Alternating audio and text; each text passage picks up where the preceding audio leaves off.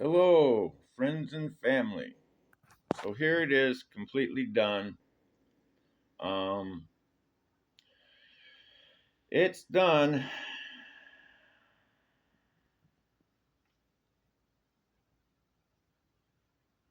It did cost a lot more because I redid the upstairs all with 8-inch pipe over the 6-inch.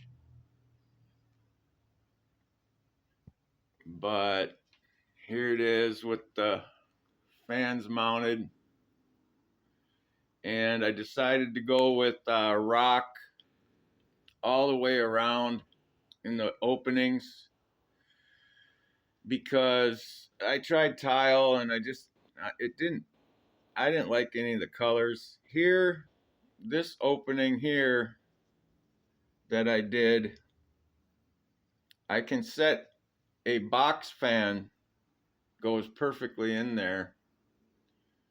Sorry about the video quality, but I decided to completely rock and stone the inside of those openings. And we just gave it a coat of sealant, and we have a little wood trim that needs to be done on the insides of those openings. But anyway, it I'm pretty happy with it. It came out okay. Um, and I detailed out the stove a little more. But yeah, it cost a little more money. But it should make a nice radiator. The only thing I didn't do was stockpile wood.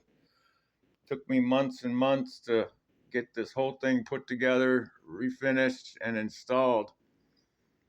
And as you can see, I did put an 8-inch all the way around the pipe. That pipe gets pretty hot. So I 8-inched it all the way up to the chimney at the roof. So we covered the whole thing. Every single joint everywhere had to be caulked. Any joint had to be caulked. When you first start the fire, it kind of gets built up with the smoke, and it actually creates pressure, and it leaks out of every seam. So I found every single seam that was leaking by it leaking, and made note of it, and we did extreme caulking to it. So, but that's the stove completely refinished. I'm pretty happy with it. Like I said, it was about $100, and it was about probably another $70 worth of paint and wire brushes and a lot of work. But there it is.